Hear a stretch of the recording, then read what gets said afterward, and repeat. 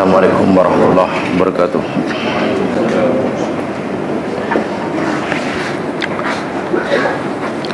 Innal hamdalillah nahmaduhu wa nasta'inuhu wa natubu ilaihi wa nastaghfiruh. Na'udzu billahi min syururi anfusina min sayyiati a'malina. May yahdihillahu fala mudilla lahu wa may yudlil fala hadiya lahu.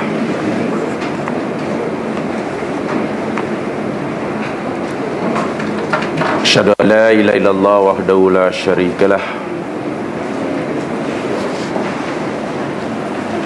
wa asyhadu anna Muhammadan abduhu wa rasuluh.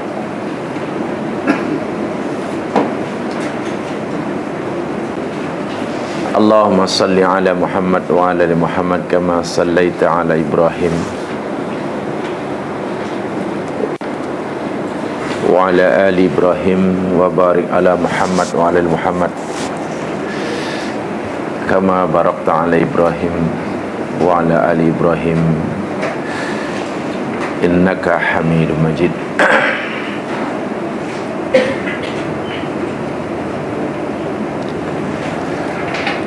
Muslimin muslimat rahimakumullah, kita akan teruskan siri pengajian hadis kita, dan hari ini kita akan mulakan Kitabus Shalah, muka surat 88.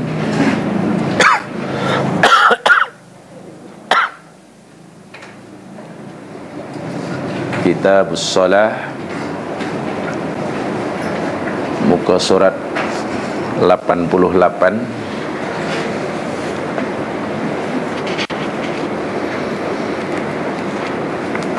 Sebagaimana dah menjadi kebiasaan ulama-ulama silam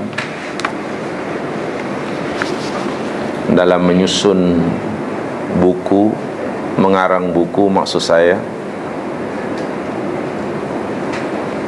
sama ada dalam kitab hadis, kitab fiqh, mereka akan memulakan pembicaraannya berkaitan dengan masalah ibadah mahdah, ibadah ritual,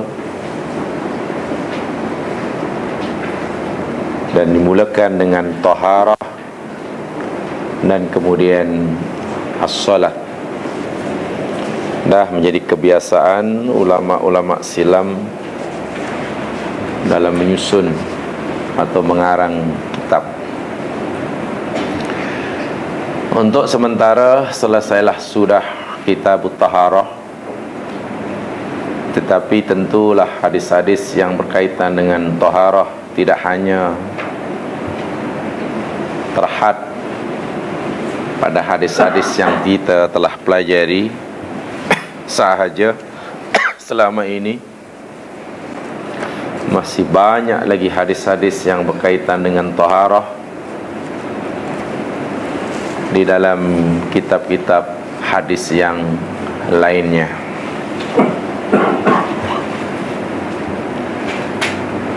As-salah yang ditarifkan dari segi bahasa yakni ad-du'a. As-salatu lughatan, salat dari segi bahasa ialah ad-du'a, doa. Sumiyat hadhihi al-ibadah asy-syar'iyyah bismi ad-du'a lijtimaliha alaih. Ibadah ini, yakni ibadah salat, dinamakan sebagai doa kerana ibadah yang satu ini penuh dengan doa yang dipanjatkan oleh seorang hamba kepada Tuhannya. sama ada doa ibadah atau doa masalah. Sebab doa ada dua jenisnya. Satu doa ibadah, kedua doa masalah. Doa ibadah merupakan puji-pujian. Contoh umpamanya dalam Al-Fatihah, kita baca umpamanya Bismillahirrahmanirrahim, dengan nama Allah yang Maha Pengasih lagi Maha Pemurah. Kan puji-pujian ni. Alhamdulillah Rabbil Alamin, segala puji bagi Allah Tuhan semesta alam. Ar-Rahmanirrahim, Malik Yaumiddin.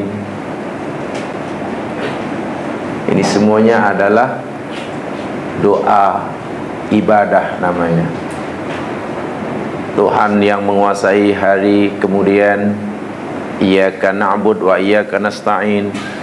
Akan Dikau saja ya Allah kami sembah, akan Dikau saja ya Allah kami mohon pertolongan. Baru ihdinas siratal mustaqim, tunjukkan kami ya Allah jalan yang lurus. Ini namanya doa masalah. Doa yang dipanjatkan oleh hamba kepada Tuhannya, meminta sesuatu.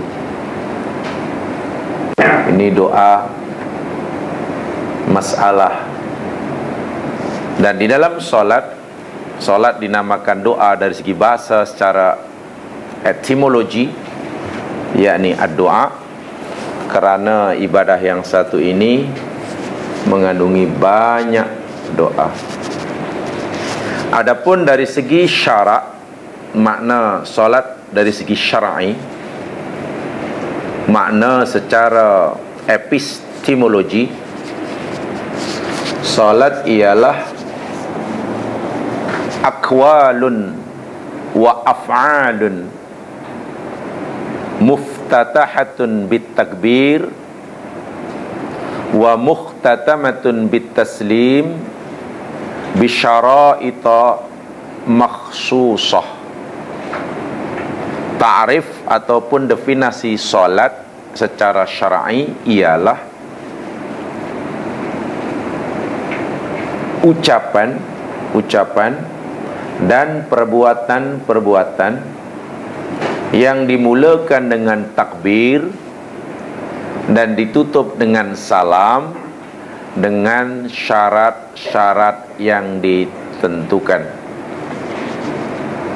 Solat, pengertian solat, definisi solat secara makna secara syar'i, makna secara istilah, secara epistemologi, solat ialah perkataan-perkataan, ucapan-ucapan dan perbuatan-perbuatan yang dimulakan dengan takbir dan ditutup dengan salam, dengan syarat-syarat yang ditentukan. Itulah ta'rif solat. Ini kerana di dalam solat hanya ada ucapan dan perbuatan.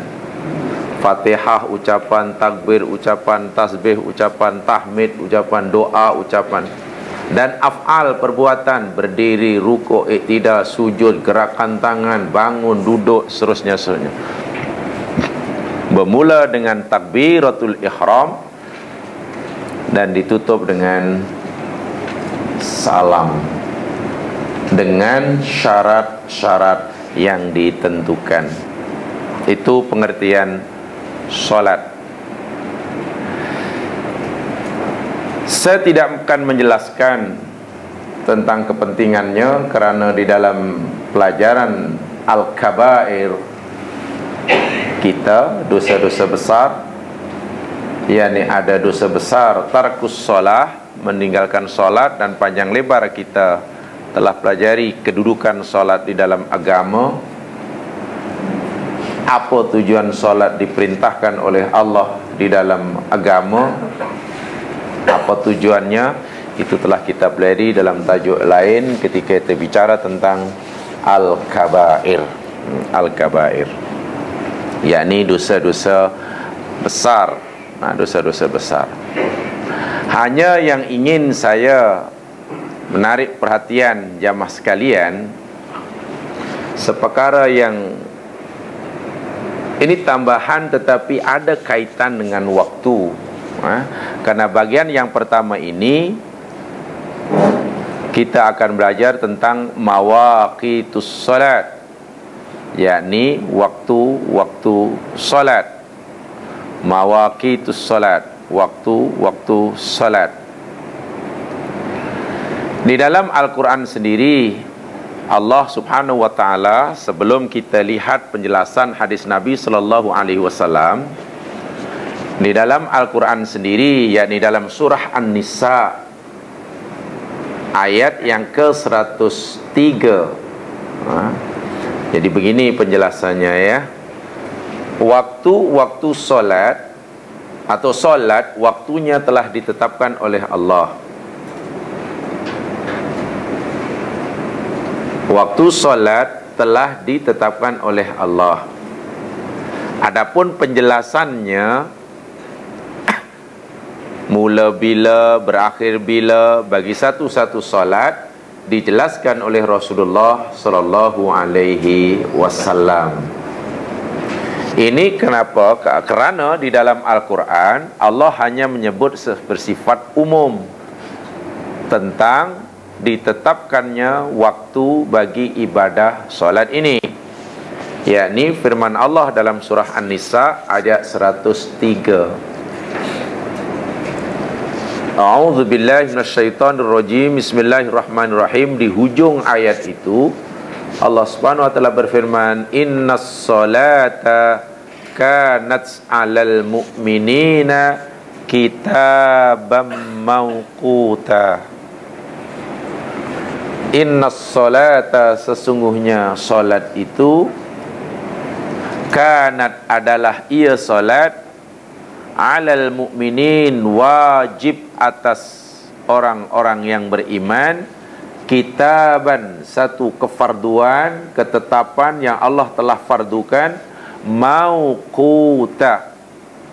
Perkataan mauqut daripada perkataan waktun, maknanya ditetapkan waktunya. Ini bermakna solat erat sekali dengan waktu. Dan ibadah yang kita tidak boleh mengambil remeh ringan tentang waktu pelaksanaannya ialah solat. Benar puasa Ramadan ditentukan waktunya, yakni 1 bulan dalam 1 tahun, bulan Ramadan.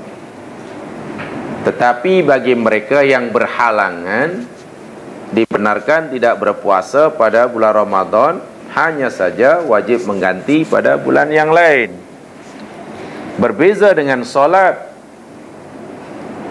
kerana solat ini ibadah yang tidak ada halangan yang dibenarkan oleh Islam untuk meninggalkannya.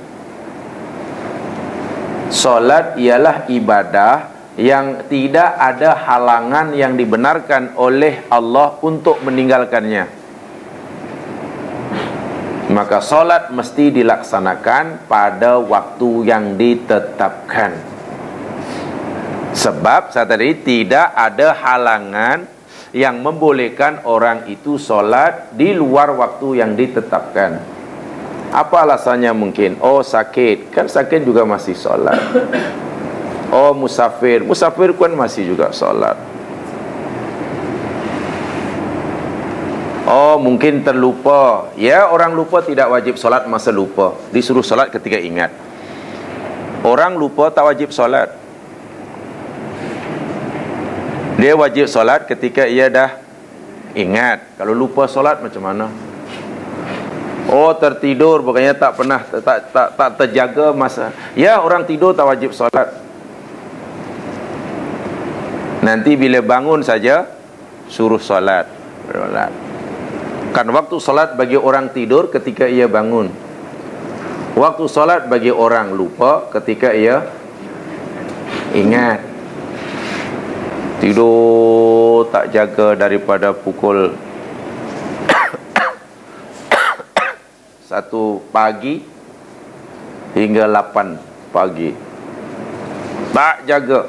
Kalaupun pernah jaga, baru pukul 3, belum masuk waktu subuh, tidur lagi sampailah bangun pukul 8 pagi. Tak ada siapa yang mengejutkannya ketika telah masuk waktu subuh dan hingga terlepas waktu subuh. Maka ketika bangun pukul 8 pagi itu, dia wajib solat. Itulah waktu solat bagi orang tadi, bukan bagi orang lain. Dah masuk waktu zuhur, tak sedar waktu zuhur. Habis waktu zuhur, memang tak ingat, lupa, tak hafaz puncanya. Ingat-ingat dah pukul 5.30, belum sembahyang waktu zuhur. Masa ingat itulah dia wajib solat zuhur. Itulah waktu solat zuhur bagi orang yang lupa, bukan bagi orang yang ingat. Ini bermakna itulah memang waktu dia itu. Sebab itu solat erat sekali hubungannya dalam pelaksanaannya dengan waktu yang telah ditetapkan. Kitaban, satu kefarduan, mauqutan, yang ditetapkan waktunya. Sehingga ketika kita belajar dahulu tentang tajuk Al-Kabair, yakni tarkus solah, termasuk orang yang dikira meninggalkan solat dan hukumnya dosa besar, ialah orang yang solat tetapi di luar waktu. Dalam tafsir, ramai ulama tafsir yang mentafsirkan firman Allah, fawailul lil musallin alladzina hum an salatihim sahun. Kecelakaan menimpa orang yang solat, alladzina hum an salatihim sahun, yang lalai dalam solat. Makna mereka yang lalai dalam solat, satu di antara maknanya, hum la yusalluna zuhra illa ba'da dukhuli waqtil asr. Mereka tidak solat zuhur melainkan dah masuk waktu asar. Mereka tak solat asar melainkan dah masuk waktu maghrib. Mereka tak solat maghrib melainkan dah masuk waktu isyak. Macam itulah. Mereka tidak solat subuh melainkan dah terbit matahari. Solat juga tetapi sentiasa di luar waktu. Itu pun masih termasuk golongan wailun lil musallin. Celaka orang yang seperti itu. Walaupun solat dikira celaka, dikira meninggalkan solat. Mereka ni salah.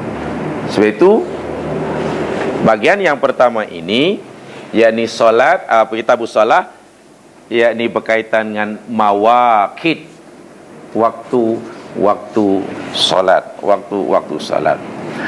Sebelum itu jamaah sekalian, ada satu ayat yang sebenarnya sangat menarik berkaitan dengan waktu solat ini. Yakni coba perhatikan lagi satu ayat. Kalau surah An-Nisa ayat yang ke-103 tadi bercerita tentang solat ibadah yang telah ditekan waktunya, di dalam ayat yang ke-31 daripada surah Al-A'raf,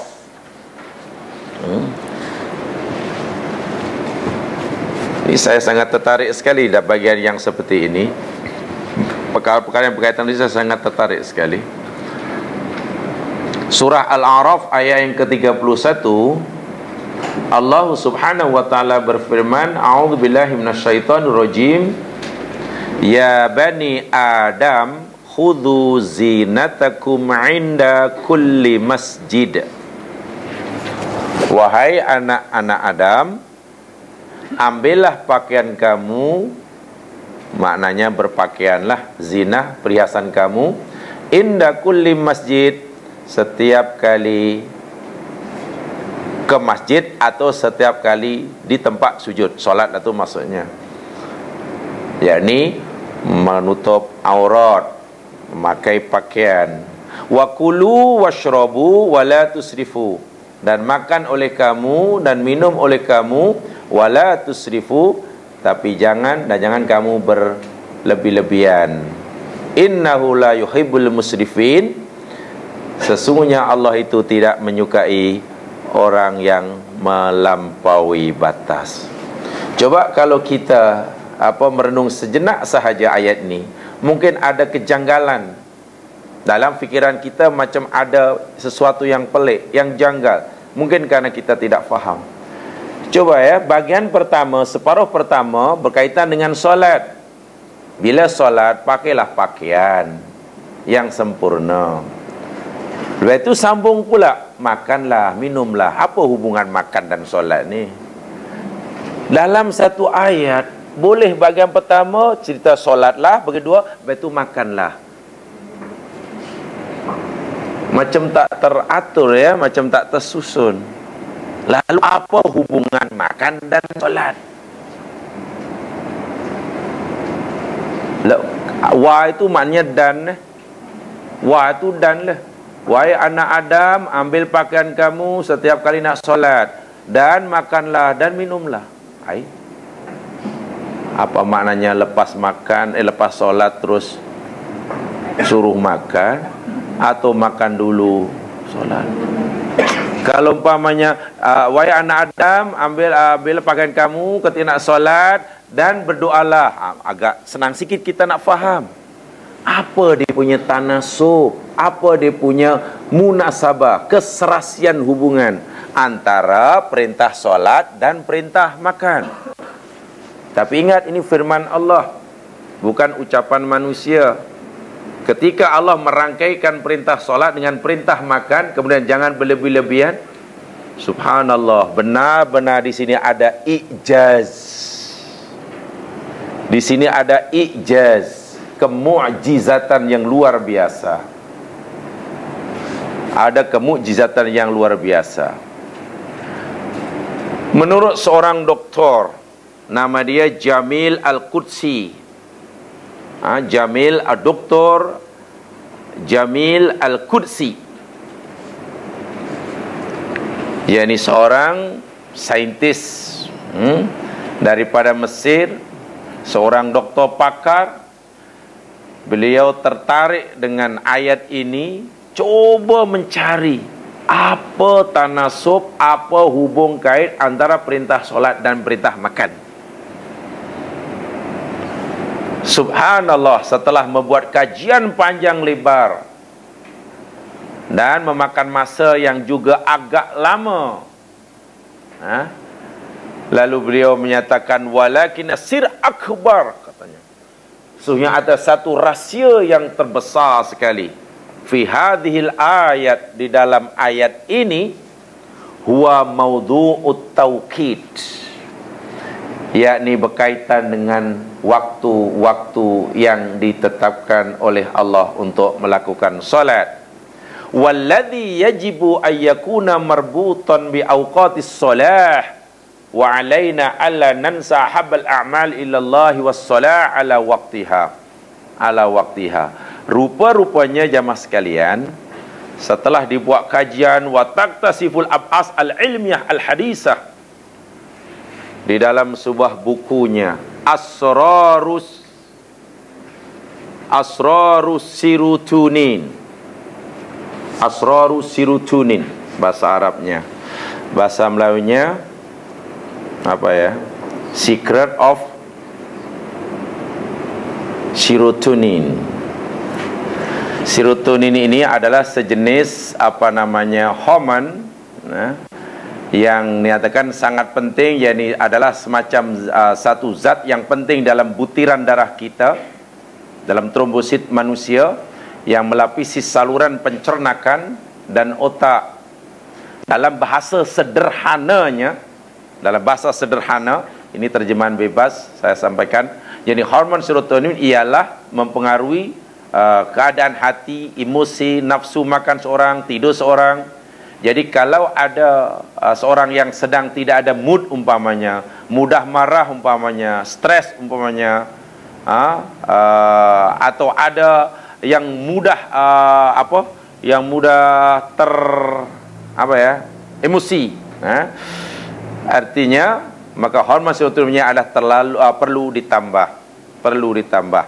Jadi akibat bila seorang itu kekurangan apa yang dipanggil hormon serotonin ini dalam tubuhnya, ia akan mempunyai pola hidup yang tidak selesa, Bahkan ada satu istilah, serotonin dikenal sebagai kontributor terhadap perasaan sejahtera bahagia. Sehingga hormon ini walaupun dia bukan hormon, disebut sebagai hormon kebahagiaan. Hormon kebahagiaan. Erat sekali hubungannya dengan ini. Di dalam kitab beliau Asrori Sutun ini dibuat kajian rupa-rupanya subhanallah. Jadi antara solat, makan dan solat, makan yang paling baik rupa-rupanya menurut kajian beliau sangat panjang ya. Buku ini buku ilmiah, jadi saya kurang begitu memahami istilah-istilah kedokteran yang beliau ini. Jadi hanya poin-poin saja yang saya dapat tangkap, sebab lebih tumpu kepada auqatus shalah. Makan yang baik, waktunya rupa-rupanya sama dengan waktu solat. Orang yang membiasakan makan sehari-hari, pada waktu kita diwajibkan solat, badan kita akan jauh lebih sehat. Syaratnya istiqomah. Contoh, pamannya, pertama solat subuh kan. Sebenarnya makan pagi yang paling baik kan sahur ya. Makan pagi yang paling baik itu waktu sahur. Ketika perut sedang kosong dan penuh dengan asid, kita masuki makanan. Paling baik sekali. Tapi kita tunggu pukul 8. 9. Kemudian waktu zuhur sangat baik sekali. Kemudian waktu asar. Waktu-waktu sembahyang itu rupa-rupanya waktu yang sangat baik untuk kita masukkan makanan dalam tubuh. Yang menariknya dalam ayat tadi, Allah kata makanlah, minumlah dan jangan berlebihan. Katakanlah kalau solat fardu itu satu hari satu malam 5 kali, maka makan pun 5 kali. Tetapi la tusrifu, jangan berlebihan. Maknanya walaupun kita melakukan ambil makanan yakni banyak kali, sebab 5 kali, tetapi dalam kuantiti yang sedikit. Subhanallah, kata seorang pengkaji ini, yakni yang saya tanya tadi, Dr. Jamil Al-Qudsi, mempunyai pengaruh yang luar biasa terhadap kesehatan tubuh badan. Jadi beliau dapat menangkap isyarat perintah solat, lepas itu perintah makan. Apa hubungan keserasian wa tanasubnya di ijaz? Yakni dari segi masa. Masa makan yang paling baik bila diamal, yakni sama dengan waktu kita difardukan solat. Seeloknya sebenarnya sarapan pagi ini bukan pukul 8, pukul 9. Sahur. Seeloknya sahur itulah. Kan kemudian masuk waktu subuh kan. Tapi maksudnya kita ini tidak dididik begitu daripada kecil. Sebab bila kita makan katakanlah sebelum fajar, tu mana kita nak puasa. Kalau tak nak puasa, tak makan masa itu. Itu masalahnya. Dan waktu zuhur, kemudian asar. Tetapi maknanya kita kena makan 5 kali. Ayah, tidak mengapa 5 kali, tapi tengok, la tusrifu, jangan berlebihan. Mungkin malam hanya buah, kita tidak. Kita dah ditetapkan oleh hadis Mat Saleh, breakfast, lunch dan dinner. Kalau terlupa breakfast dia, akhirnya brunch. Kalau lupa setiga-tiganya, qada. Ya, udahlah. Tu yang kadang malam. Subhanallah. Dan beliau telah membuat satu kajian itu dalam bukunya. Sangat menarik sekali. Sangat menarik, surut kajian agak panjang. Apa kesan? Sebab rupa-rupanya keadaan tubuh kita ini, yakni aktiviti tubuh badan kita, kata beliau, seiring dengan perjalanan matahari, peredaran dengan matahari. Pagi hari kita terbit matahari, kita diwajibkan solat subuh. Nanti setelah sekian jam solat zuhur. Sekian jam, rupanya badan kita perlukan makanan. Jadi beliau buat kajian bukan dari segi waktu makan, tapi juga apa hubungan makanan dengan dau'us syamsi. Al-alaqah bainal at'imah wa dau'is syamsi. Hubung kait antara makanan dengan sinar matahari. luar biasa, sangat-sangat luar biasa. Di samping kemudian beliau menetapkan apa makanan yang baik untuk siang hari ketika matahari sinarnya menyinari bumi, dan apa makanan baik ketika malam hari ketika kita sudah tidak dapat sinar matahari. Dikaji sangat teliti, dan akhirnya beliau menyatakan, subhanallah, ini salah satu mukjizat yang luar biasa. Sebab sepintas selalu nampaknya ayat tadi macam tidak ada tanasubnya. Apa tanasub dia? Apa kemunasabahan dia? Keharmonian hubungan dia antara perintah solat dengan perintah makan. Perintah makan. Ya, kita mungkin selama ini kita tidak terfikir ya ayat-ayat seperti ini. Itu buku beliau dalam Asrarus Sirutunin yang luar biasa. Jadi ada satu sirutunin naf kita, yakni rupanya yang paling dominan sekali, yakni satu zat yang boleh mempengaruhi jiwa kita tenang, tentram, tidak gelisah. Ini bila cukup. Dan yang boleh merangsangnya yakni itu waktu-waktu bila orang makan, pada waktu-waktu di mana kita diwajibkan solat. Mungkin benda yang baru bagi kita dan tidak mudah untuk membudayakannya, tetapi bagi orang yang mungkin istiqomah, tentulah kesannya sangat besar sekali kalau dapat membudayakannya. Karena kita sudah terlanjur lambat mengamalkannya. Jadi nak mengubah memang susah. Susah. Apalagi bab makan malam kan paling susah kan? Paling susah. Kalau ada tersedia pukul 8, pukul 8 lah. Kalau tersedia pukul 9 pun pukul 9. Bahkan bila mana tersedia pukul 12 pun 12 lah. Jadi susah lah. Itu belum ada. Luar biasa sekali. Itu sekarang tadi. Jadi beliau menyatakan begini ya, wa fil haqiqah inna ayatinal qur'aniyah hiyal wahidah fil Qur'an allati tarbutu ad-dau' ma'at ta'am. Sesungguhnya ada hakikatnya ayat-ayat Al-Quran. Di dalam ayat Quran ini ada satu ayat sahaja yang menceritakan hubung kait antara dau' tu mana sinar matahari lah dengan makanan. Fassolatu murtabitatun bidau'i syamsi wa harakatiha. Solat itu dilaksanakan hubung kaitnya dengan pusingan matahari, sinar matahari kan pagi ketika terbit, lepas itu tengah hari. Subuh kan bermula daripada terbit fajar hingga terbit matahari. Nanti bila matahari berada di atas puncak tergeleng sikit, zuhur. Bila dah todong bayang-bayang sama dengan bendanya, asar. Bila terbenam, maghrib. Wa ja'alatha marbutatun aidan bitta'am. Rupanya pergerakan matahari yang dikaitkan dengan waktu solat pun ada hubung kait yang sangat erat sekali dengan makanan. Wa qad athbata bahtuna bi fadlillah ala akthar min 12,000 marid. Kami, kata doktor yang pengkaji ini, beliau menyatakan kami, yakni setelah membuat kajian dengan kawan-kawan dia, kata Jamil Al-Qudsi, kami telah membuat kajian kepada lebih kurang kepada aksar, itu maknanya lebih daripada 12,000 marid, 12,000 pesakit. Kami buat kajian. Wa ala muda 8 sanawat.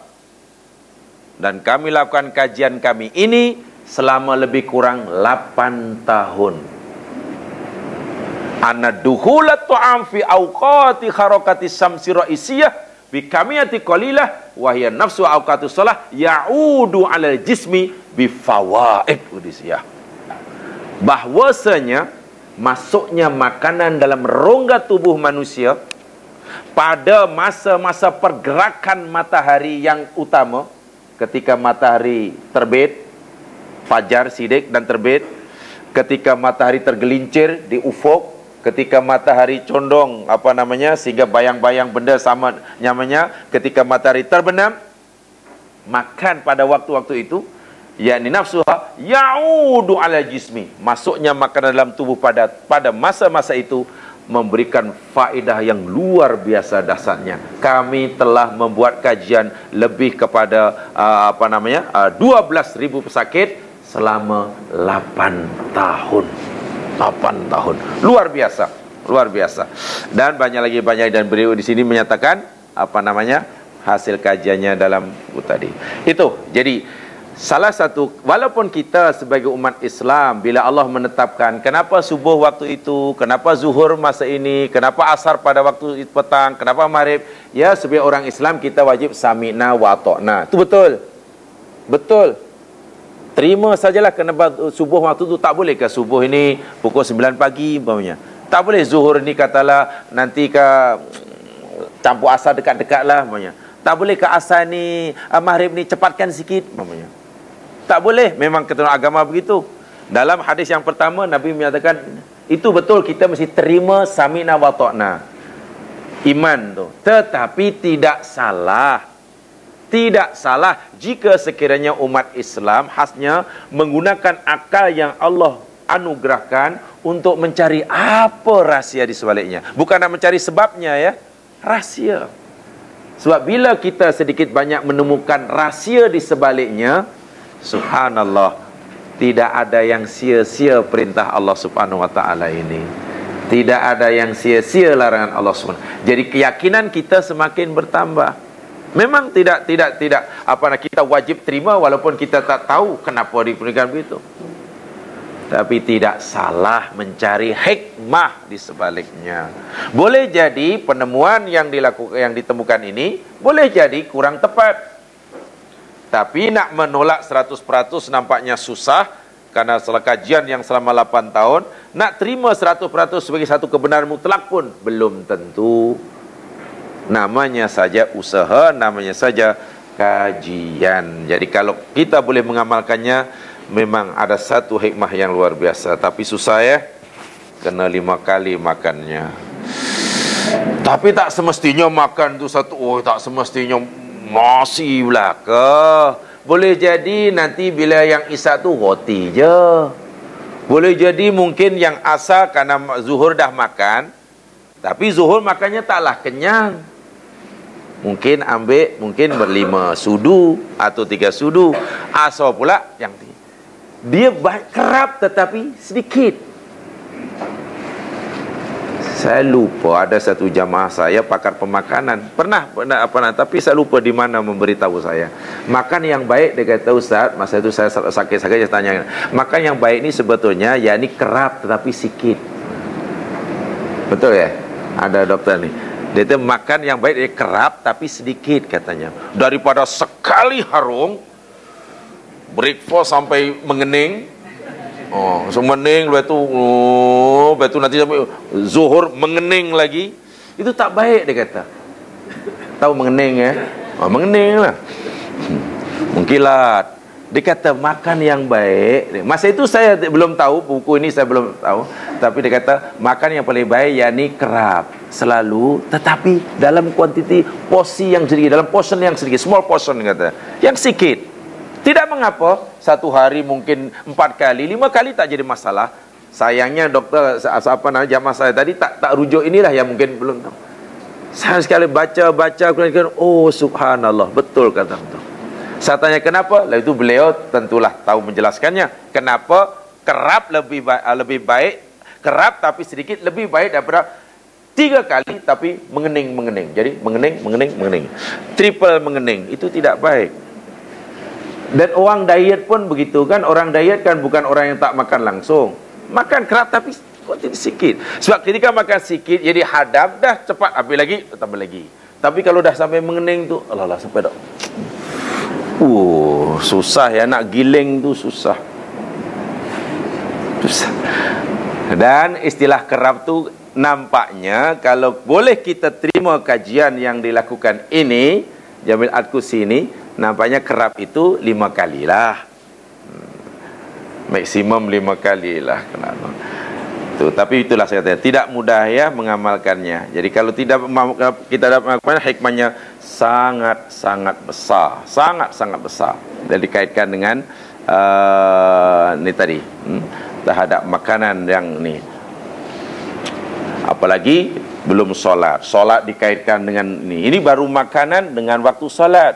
Solat dikaitkan dengan tubuh, badan, pagi, subuh dan seterusnya juga pernah dibuat kajian oleh beliau. Oleh beliau. Yakni, tapi sahabat yang lain namanya Dr. Zahir Rabih namanya. Beliau juga seorang pakar yang buat kajian tentang hubungan solat dengan kesihatan tubuh badan. Subuh, bagaimana keadaan jasad kita, tubuh badan kita ketika kita disuruh oleh Allah sembahyang subuh. Lalu apa manfaatnya? Zuhur pula kesannya pada tubuh badan. Asar pula.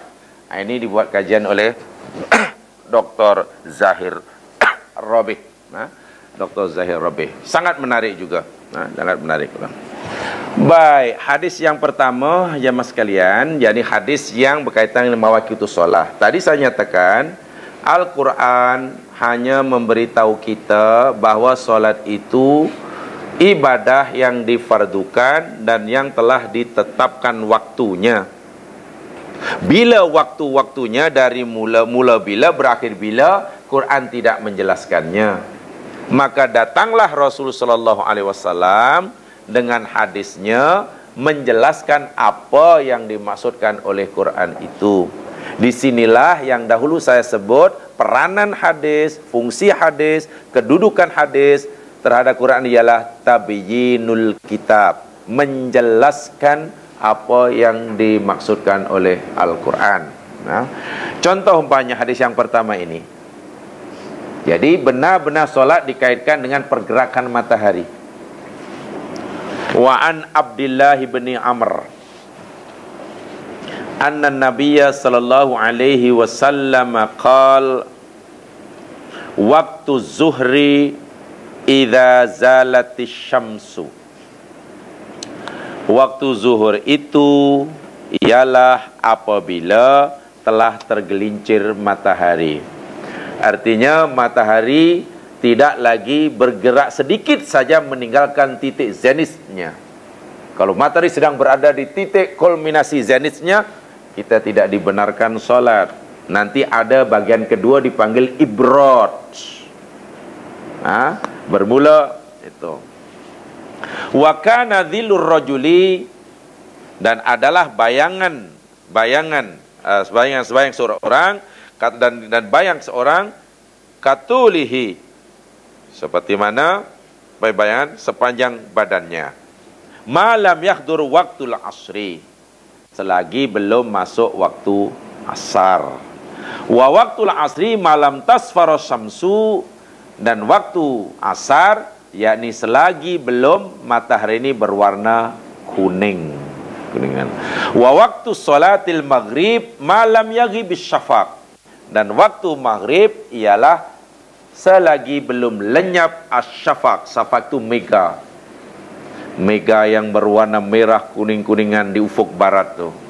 Wa waktu salatil isya ila nisfil lail al-awsat, dan waktu sembahyang isya yakni hingga pertengahan malam yang tengah. Wa waktu subhi min tulu'il fajri malam tatlu'is syams, dan waktu subuh yakni daripada terbit fajar sehingga selama belum terbit matahari. Ingat, ini hadis Muslim dan ini hadis yang pertama. Cukup jelas. Mungkin ada fahaman-fahaman yang mungkin tentang waktu solat yang tidak sama dengan hadis ini. Kalau kita perhatikan, tengok waktu zuhur di sini disebutkan oleh Rasulullah SAW, sebab pada masa itu belum ada jam. Sekarang sudah ditetapkan jamnya. Selama ini kita diajar begini jamaah sekalian ya. Waktu zuhur bila tergilir matahari hingga masuk, sehingga bayang-bayang satu benda sama dengan bendanya. Kalau kita banyak bayang-bayang kita sepanjang badan kita, itu betul lah tu. Kemudian bila dah bayang kita lebih panjang daripada badan kita, maknanya masuk waktu asar. Kita selama diajar waktu asar itu akan berakhir bila terbenam matahari, kan? Betul? Tapi tengok hadis ini. Waktu asar itu berakhir yakni sehingga matahari berwarna kuning. Jadi ketika matahari dah nak terbenam tu, dah dekat terbenam kan, warna dia begitu. Belum terbenam, dia belum terbenam. Kan belum terbenam, warna dia sangat. Ya, kita tak pernah tengok matahari ya. Pasal terlindung banyak pokok kan, Malaysia banyak pokok, jadi terlindung pokok lah. Banyak awan ke banyak pokok, tak tahu. Itu sebetulnya bukan hingga terbenam matahari, hingga warna kuning. Kemudian tengok waktu Isya. Waktu Isya, Allah Nabi nyatakan dalam hadis ini hingga pertengahan malam, hingga tengah malam.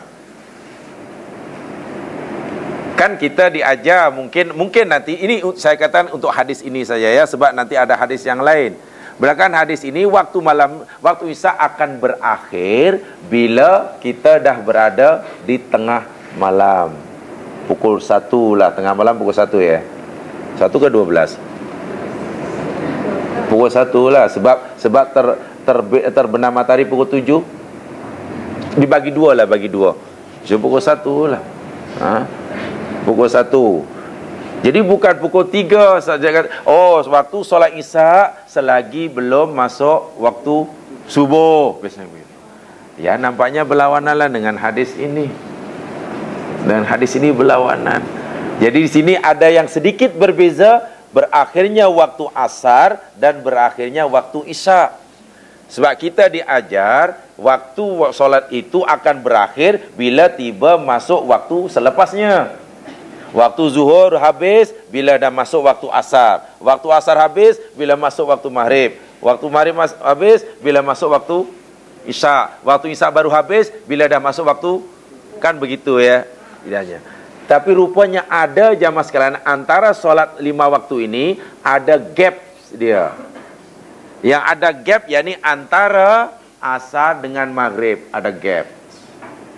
Antara Isya dengan subuh ada gap. Antara subuh dengan zuhur memanglah berakhirnya waktu subuh hingga masuk waktu zuhur. Itu hadis mana tak tahulah.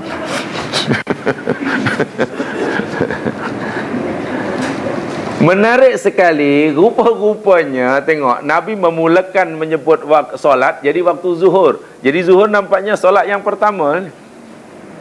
Ya, mungkin barangkali antara subuh dengan zuhur ni terlalu lama ya, gap sedia, sehingga disunatkan di sana ada solat duha.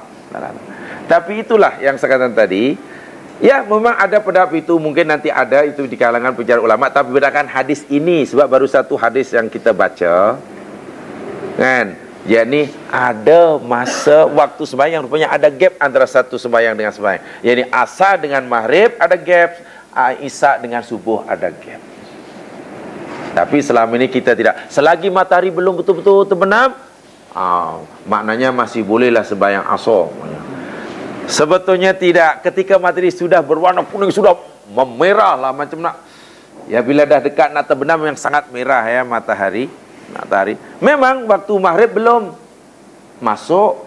Waktu maghrib belum masuk. Kalau kita berpuasa, masa berbuka pun belum boleh. Tapi hakikatnya ketika sedang memerah, kita dah tak boleh lagi sembahyang asar. Kalau sembahyang juga, karena kelalaian kita sebenarnya sudah dikira sembahyang di luar waktu. Wailul musallin tadilah. Jangan tapau matahari, masih nampak, masih separuh, sempatlah. Wah, matahari nampak separuh tu sebenarnya hanya mungkin hanya 30 saat. Dalam separuh 30 saat dah. Baik, itu makna hadis yang pertama ini. Walaupun di sini adalah penjelasan-penjelasan. Sebagai contoh umpamanya yang saya sampaikan, malam tasfari samsu ay waqad ayyana akhra fi gharimi surati dhilli samsi mislai. Waktu maghrib ayat sama dengan yang saya katakan tadi. Jadi mana dia?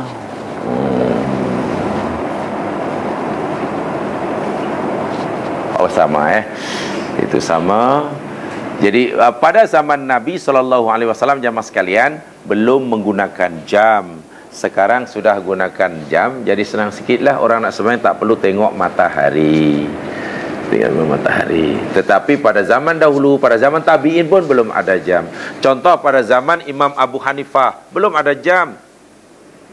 Ketika Imam Abu Hanifah mengajar fiqh bab solat, waktu solat, Imam Abu Hanifah membaca hadis ini, waktu solat ialah waktu zuhur sekian, waktu asar ini, waktu ini, hingga sampai terbenam matahari, mulai terbit matahari. Dan jadi ada pemuda masa itu ketika sedang mengajar, ada anak muda yang masuk ke majlis Abu Hanifah.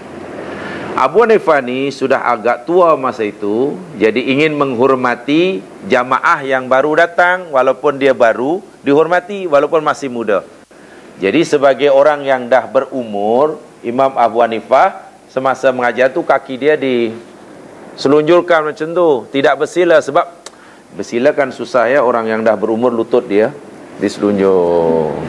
Ketika ada pelajar baru masuk, nampaknya masih muda dan bersemangat karena nak menghormati tamu, lalu kakinya dilipatlah, duduk bersila. Niat Abu Hanifah ni nak menghormatinya sebagai murid baru. Sangat beradab Imam Abu Hanifah. Ketika sesi Q&A, ketika sesi Q&A, soal jawab, jadi anak muda yang dihormati oleh Tok Guru Abu Hanifah tadi bertanya, tanya. Tadi Tuhan menyatakan bahwasanya waktu sembahyang zuhur itu daripada terbit matahari hingga gini, asar pula dari gini ke ini, matahari hingga gini dan seterusnya hingga terbenam matahari. Sekarang bagaimana? Apa pendapat Tuhan jika matahari tidak mau terbenam? Bila waktu maghrib? Sebab waktu maghrib bermula daripada terbenamnya matahari. Anak muda ini boleh tanya, Tuan Guru, saya nak tanya, bila matahari tak nak terbenam, bila waktu maghrib? Abu Hanifah tidak menjawab. Abu Hanifah terus umpamanya, al-an qad hana li Abu Hanifah. Sekarang sudah tiba masanya Abu Hanifah untuk menjulurkan semua kakinya. Maknanya, walaupun pada mulanya Imam Abu Hanifah nak hormati anak muda tadi sebagai murid baru, tapi ketika dia bertanya, dan pertanyaan bukan pertanyaan yang tak ada nilai sama sekali kan? Adakah nilai pertanyaan? Tuan Guru, apa pendapat Tuan Guru? Sebab Tuan Guru kata waktu maghrib bermula terbenamnya matahari. Apa kata Tuan Guru jika matahari tak terbenam? Itu soalan apa kan? Soalan tak ada nilai sama sekali kan? Akhirnya Abu Hanifah, kalau tadi aku hormati kamu, sekarang tiba masanya aku sudah untuk tidak hormat kamu. Kakinya dijulurkan balik. Tengok, sangat hebat sekali. Jadi bab agama tidak boleh begitu. Tidak boleh begitu. Boleh jadikan lawak-lawak macam tu. Itu dosa itu ya, itu dosa. Dosa di majlis ilmu yang seperti itu, dosa hukumnya. Hukumnya dosa. Seperti mana dahulu saya nasib baik Imam Abu Hanifah ni cerdas, cerdik. Jadi itulah jawapan kepada ni. Ada pepatah Arab mengatakan tarkul jawabi ala jahili jawabun. Tidak memberi jawaban kepada soalan bodoh, itulah jawaban. Soalan tadi kan soalan bodoh kan? Tidak menjawab, itulah jawaban dia. Seperti mana dulu saya nyatakan, ketika ada seorang ustaz mengajar tentang bab najis, seperti saya nyatakan, yakni dia cakap bahawa ludah itu tidak najis, hingus itu tidak najis. Ya memang tak adalah dalil yang menajiskannya kan? Tiba sesi Q&A, ada pelajar tanya, menurut Tuan bahawa ingus itu tidak najis. Yalah memang tak ada dalilnya kan? Kata guru, ya memang tidak najis. Sekarang apa pendapat Tuan? Jika orang nak solat, sebelum solat dia hembus ingus banyak-banyak lalu disapu ke muka dia. Bagaimana sembahyangnya? Kata Tuan Guru, sembahyang orang itu tidak sah. Kata si bertanya, macam mana tidak sah? Tuan kata ingus itu tak najis. Ya sebab dia sudah gila. Ya iyalah. Coba pertanyaan itu kan pertanyaan orang, kan hanya orang mabuk sebelum sholat keluarkan hingus banyak-banyak, disapu seluruh badan. Takkan hanya karena hari ingus itu tak najis kemudian nak sembahyang dilumurkan. Soalan tadi sebetulnya si bertanya tadi tidak setuju dengan pendapat gurunya. Sebab dia berpendapat ingus itu najis. Tetapi dia gagal menunjukkan apa dalilnya. Nak menajiskan mesti ada dalil, dan tidak ada dalil yang menajiskan menajiskan ingus. Tapi karena tak setuju, macam mana nak mengenakan tok guru ini? Dia malah kenakan, kalau awak yang buat sembahyang awak tidak sah. Macam mana tidak sah? Bukankah ingus tu kata Tuhan tak najis? Ya, sebab awak sudah majnin. Sebab hanya orang majnin saja yang buat macam tu, hanya orang majnun saja. Banyak itu jemaah sekalian, orang ya, contoh benda yang tak najis, hanya kerana tak najis kemudian kita lumurkan ke badan kita. Seperti mana, adakah setiap yang halal kita mesti makan? Adakah setiap yang halal kita mesti makan? Apa hukum ulat? Ulat itu adalah halal. Lalu terus ustaz yang menjadi bakarkan ulat, nah tadi awak kata halal, noh makan habis. Takkan setiap yang halal itu dimakan. Kalau setiap yang halal ini mesti dimakan jemaah sekalian, licin tu daun koko, rumput, pokok pisang, licin tu. Sebab apa ya? Kan halal. Kan halal. Itu dia yang pertama, yakni berkaitan dengan waktu. Saya katakan tadi, hadis ini penjelas kepada ayat Al-Quran tadi, kepada ayat Al-Quran tadi. Hanya sahaja kalau kita lihat di dalam hadis tadi, itulah ada yang menarik untuk kita perhatikan, yakni sabda Nabi yang menyatakan itu tadilah waktu asar tadi.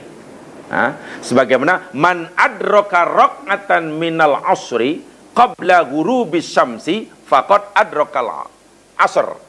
Masalahnya, yakni ada hadis yang lain begini jemaah sekalian ya. Fi dalilun ala li anna li waqti kulli salatin awalan wa akhiran wa yakunu badal isfar wa ba'da nisfil lail waqtun li adail asri wal isai aula. Tadi dalam hadis dinyatakan antara asar dan maghrib ada gaps. Betul? Antara isya dan subuh ada gaps. Itu nih berdasarkan hadis inilah. Sekarang masalahnya, adakah jika selepas matahari berwarna kekuning-kuningan tapi belum terbenam, dan selepas waktu isya telah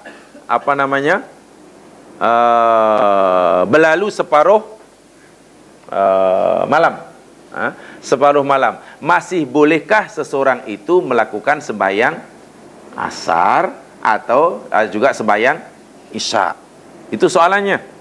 Matahari dah kuning, dia belum sembahyang asar, adakah masih boleh?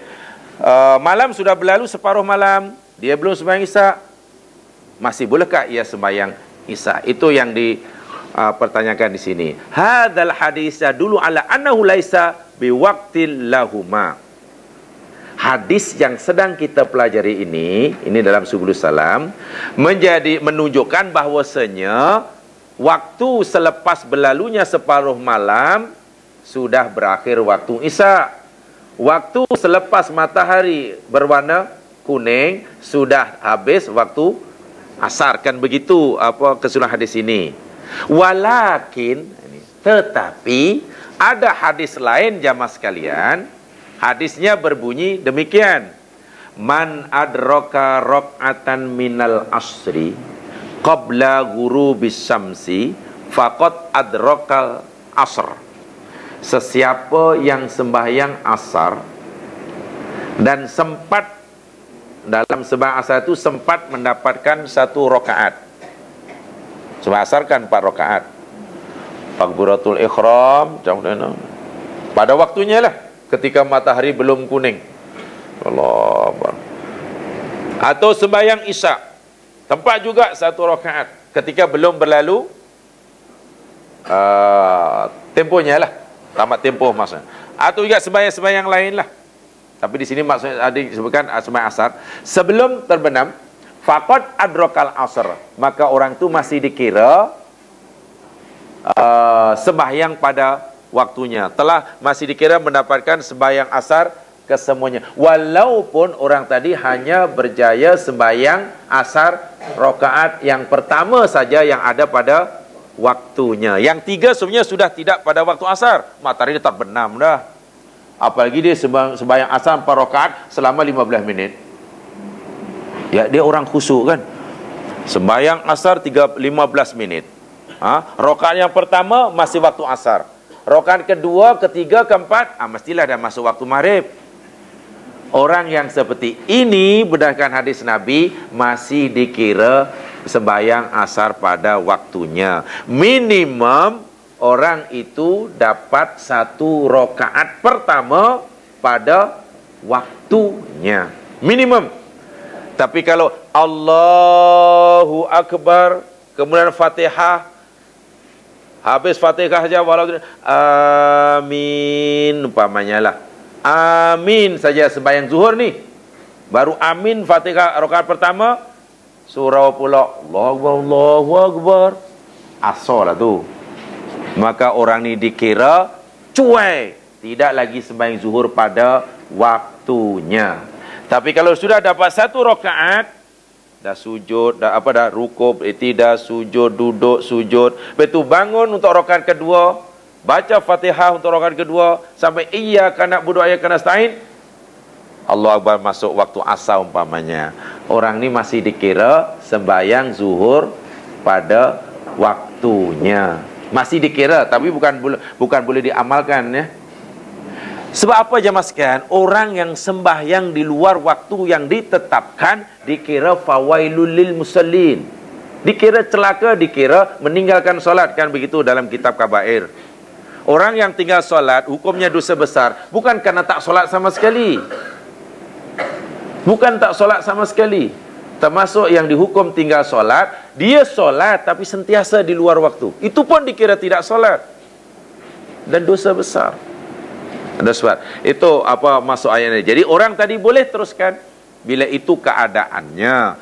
Fa innahu yadullu ala ana badal isfari waqtan lil asri. Hadis ini menunjukkan bahwasanya walaupun selepas isfiror mana selepas matahari tadi berwarna kuning, ia masih dikira waktu asar. Sebab kalau tidak, orang tadi mesti tidak dikira sembahyang asar kan. Wahai sembahyang rakaat kedua, ketiga, keempat dah masuk waktu maghrib lah. Wa in kana filati adraka, itu maksud hadis ini. Jadi ada kelonggaran sebab ada hadis yang lain. Sebab saya tadi baru hadis pertama, hadis bukan satu ya. Jadi dengan mengambil hadis lain nanti itu akhirnya ada yang berpendapat waktu solat ni semuanya bersambung kecuali subuh dan zuhur. Begitu nanti kesimpulan dia. Kalau baca hadis satu ini sahaja, waktu solat tidak bersambung. Yang bersambung hanya zuhur dengan asar, maghrib dengan isya. Itu yang bersambung. Kalau berikan hadis inilah, pada ini sahaja. Kalau berikan hadis-hadis yang lain, waktu solat semuanya bersambung kecuali subuh dengan zuhur. Dengan dua. Mayus iru bi annahu idza kana tarakhiyan waqtil makrub li udri wa ya. Kemudian walakinna warad fil muslim, tetapi ada disebutkan dalam hadis Muslim, laisa fin naumi tafrid ala man lam yusallis shalah hatta yaji'a waqtu salatil ukhra. Di dalam Sahih Muslim dinyatakan, maka tidak dikira cuai kerana tidur orang yang tidak melakukan solat sehingga pada waktunya, sehingga masuk waktu solat sesudahnya. Tidak dikira cuai orang yang tertidur, tidak solat pada waktunya sehingga masuk waktu selepasnya. Tidur pukul 10 pagi, puasa Ramadan kan, maklum hari pertama. Puasa Ramadan hari pertama cuti pula. Jadi nak jalan-jalan belum biasa puasa hari pertama. Pukul 11.30 orang akan main mengantuk, tidur je lah.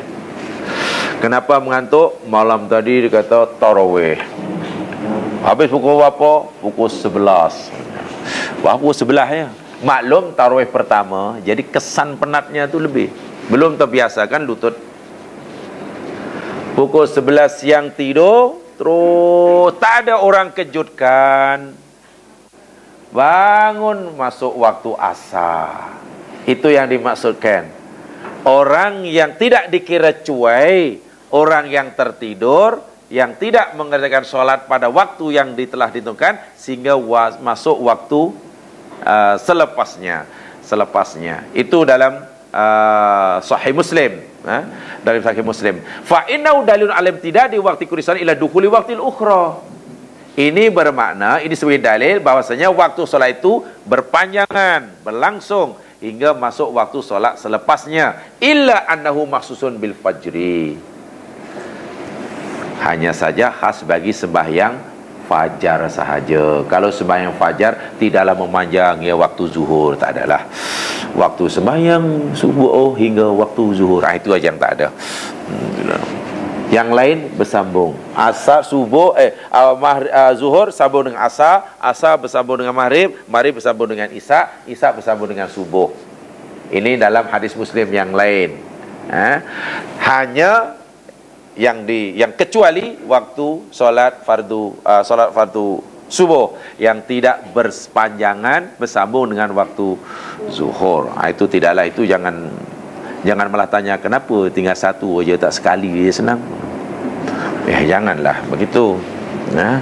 Fa inna akhir waqtiya tulu as-samsi, karena akhir waktu subuh yakni terbit matahari. Laisa li waqtin lillati ba'daha, dan bukan waktu sunnah. Wa bi sholatil isya fa inna akhira nisful lail wa laisa waqtan lillati ba'daha wa qad qusimal waqtu ila ikhtiyari wat tirari wa lam yakum dalilun nahidun ala ghairi masami'. Wa istafainal kalam ala waqti salatin iya al yawaqid fi maqid. Betul.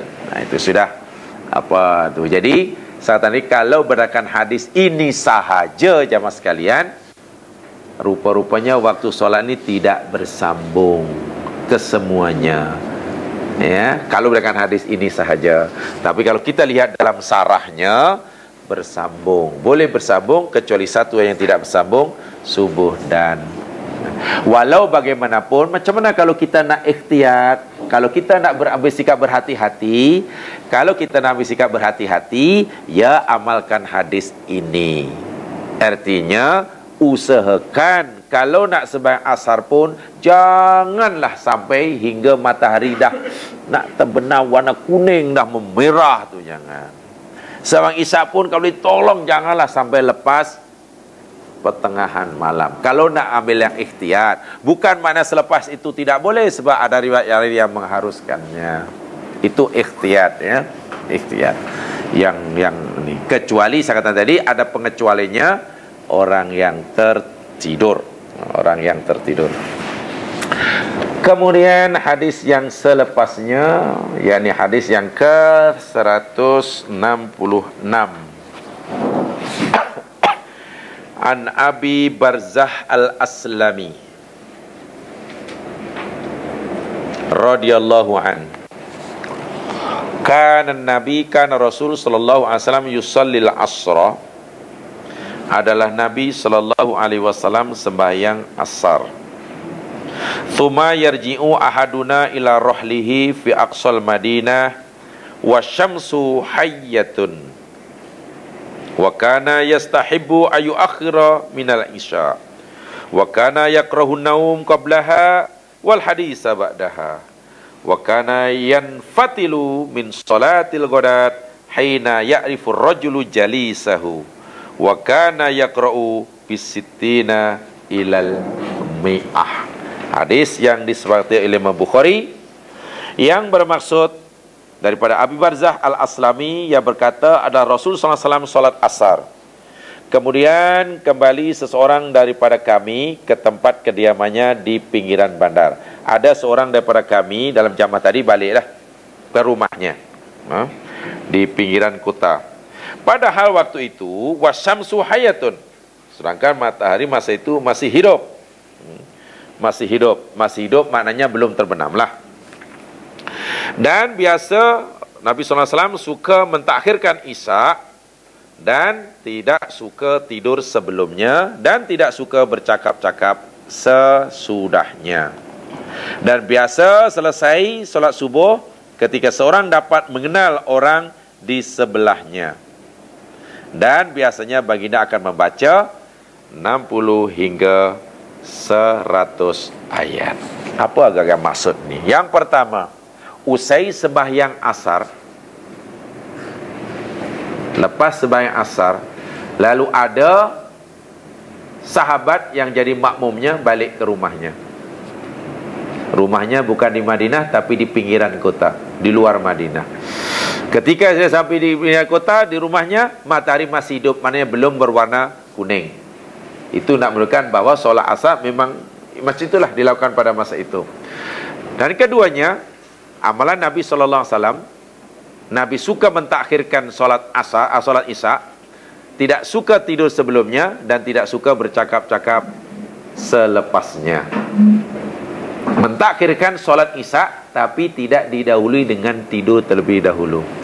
Tentang solat Isya ditakhirkan ini juga sangat menarik di dalam kajian yang dilakukan oleh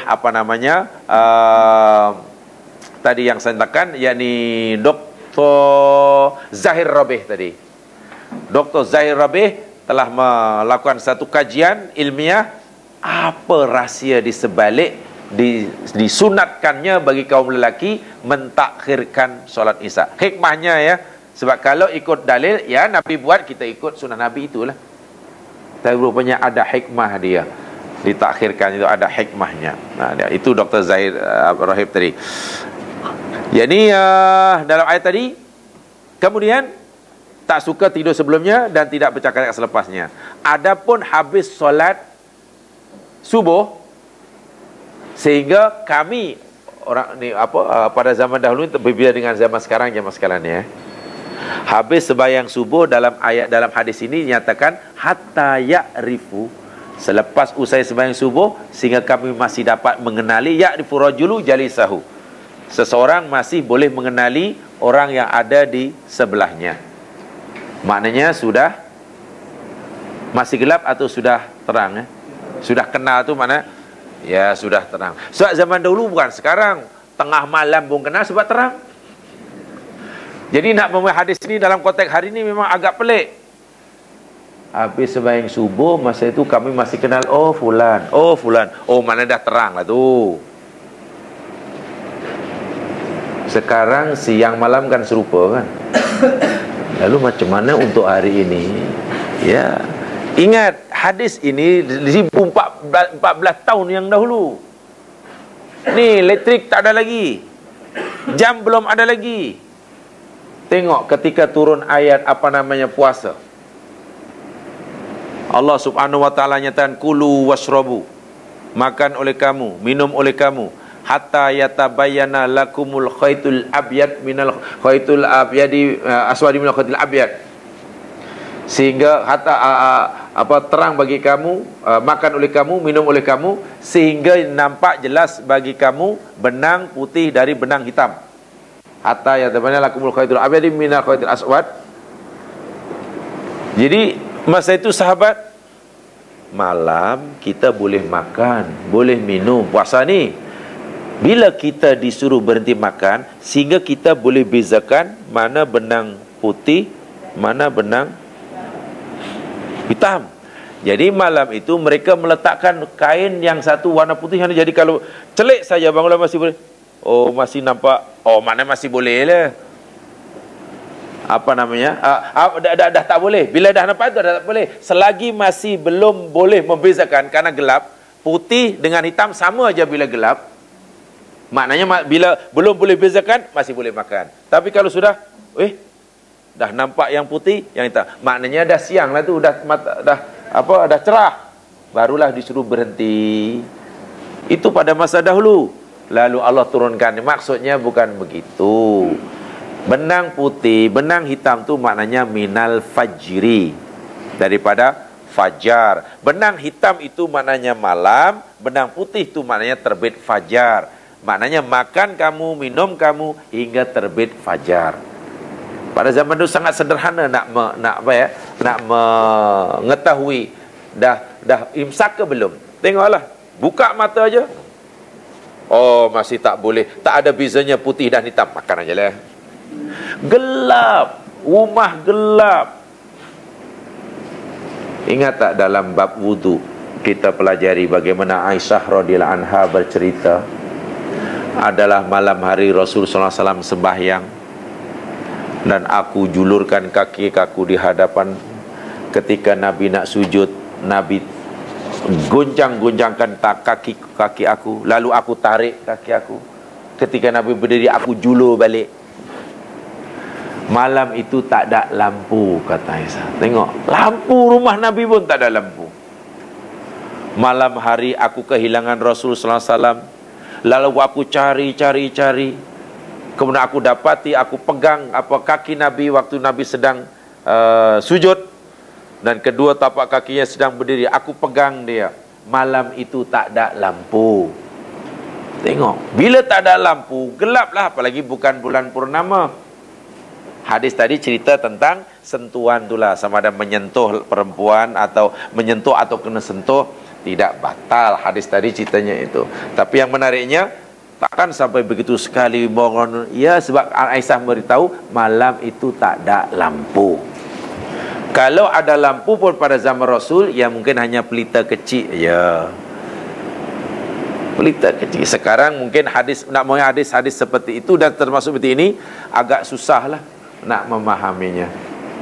Anaknya agak susah. Sebab itu untuk sekarang jauh lebih mudah dengan ijtihad yang baru, dengan pengetahuan yang baru yang Allah berikan, yakni berpandukan hisab. Jam itu kan benar hisab ya. Oh, matahari hari ini terbit sekian, nanti cuma sekian, matahari sekian, jam sekian. Itu hisab lah tu. Dan kita sudah tahu, tak payah gaduh. Tak gaduh kan kita menentukan waktu zuhur, waktu asar, waktu sepanjang tahun. Hanya biasanya nak menentukan satu Syawal kita tunggu arahan. Yang untuk setahun sekali kita kena tunggu. Yang hari-hari 5 kali kita tak pernah tunggu. Dah ditentukan. Bagi kita sekarang tidak ada masalah. Sebenarnya bab waktu sembahyang tidak ada masalah. Sebab bagi sekarang jauh lebih mudah. Kalau tidak ada masalah, lalu apa tujuan kita dalam kata tadi? Sembahyang ibadah, solat ibadah yang erat sekali hubungannya dengan waktu pelaksanaannya. Sangat erat sekali. Di samping ada hikmah di sebaliknya, memang tidak boleh dilakukan di luar waktunya. Orang yang melakukan solat di luar waktunya, bukan karena lupa, bukan karena tertidur, dikira tafrid, cuai. Bahasa mudahnya cuai. Kalau menggunakan bahasa Imam Az-Zahabi, tarikus solah, tinggal solat. Kalau gunakan bahasa Al-Quran, sahun. Mereka sudah kira lalai. Dan orang yang sahun termasuk fawailun. Celaka. Ini penting sekali diambil berat tentang waktu ini. Jadi seelok-eloknya nanti di belakang ada, ketika Nabi ditanya, ya Rasulullah, ayul a'mali afdal, nanti hadis di belakang ada, amalan apa yang paling utama ya Rasul? Nabi menjawab, as-salatu fi awali waktiha. Solat di awal waktu itulah yang paling utama. Itu bukan wajib ya. Awal waktu itu yang afdal, bukan yang wajib. Kalau nak cari amalan yang paling utama, solatlah di awal waktu.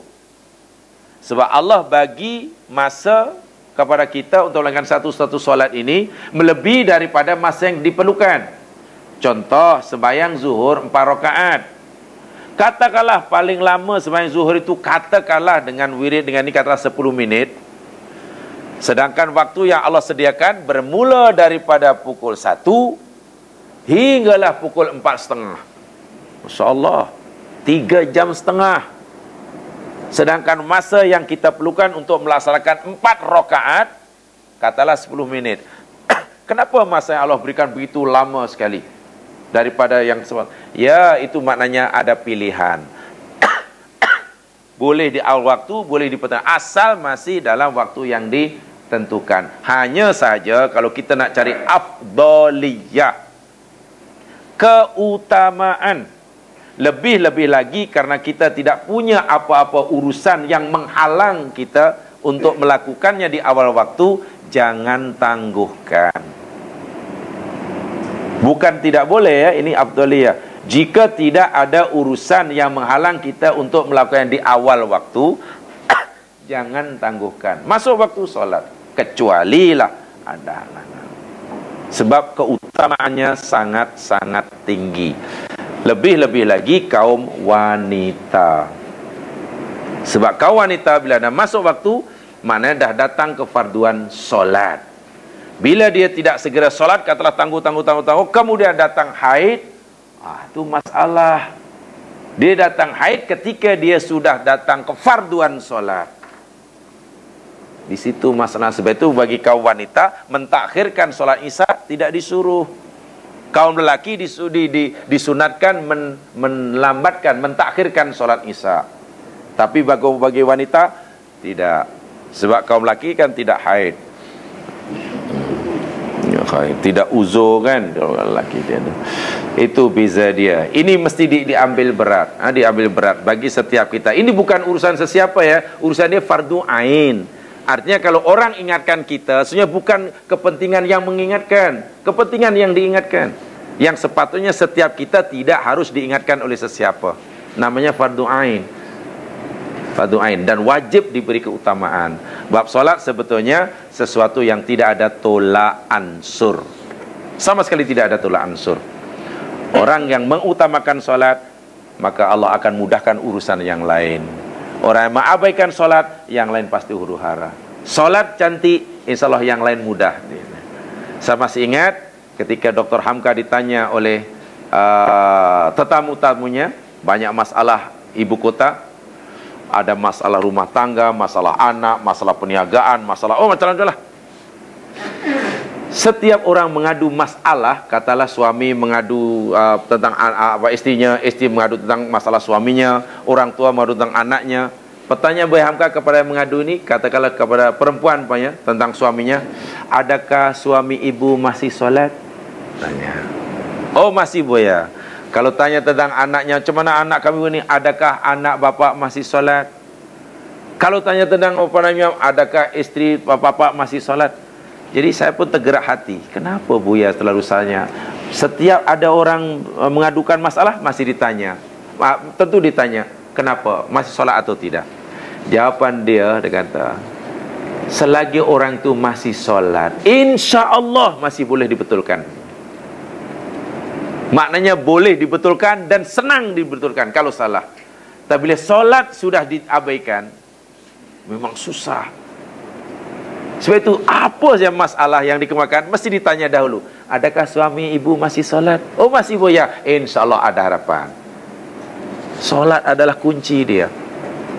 Kemudian Pak Rusdi, anak sulung dia, sekarang sudah ada Rusdi Hamka. Ketika dia kuliah di Jogja, ketika dia di luar negeri, selalu telefon. Buya Hamka selalu telefon anaknya. Walaupun masa itu anaknya dah besar, dah mahasiswa, dah inilah. Bahkan dah ke rumah tangga, asal telefon sampai tanya kabar, tanya, dah solat kamu di, katanya. Wah, dah besar panjang, asli, dah solat. Jadi rupanya memang bab solat, Buya Hamka tidak ada tolak ansur. Dia boleh melakukan, boleh marah semarah-marahnya pada anaknya kalau tidak solat. Yang lain mungkin boleh tolak ansur, tapi bab solat tidak tolak ansur. Sebab itu kunci segala-galanya.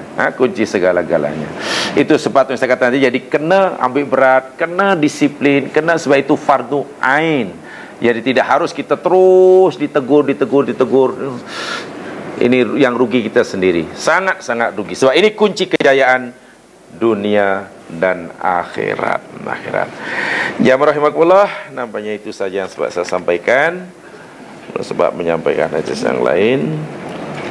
Jadi seperti mana saya kata tadi, sebetulnya bab waktu solat tidak jadi masalah bagi kita karena sekarang sudah lebih mudah.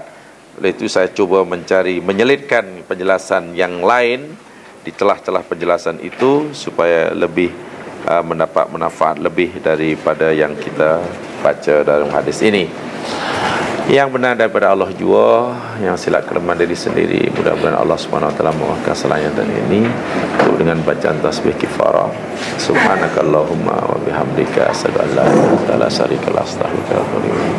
Bismillahirrahmanirrahim. Wal 'asri innal insana lafi khusr amanu wa shalihat wa tawasaw bil haqq wa tawasaw bis sabr. Assalamualaikum warahmatullahi wabarakatuh.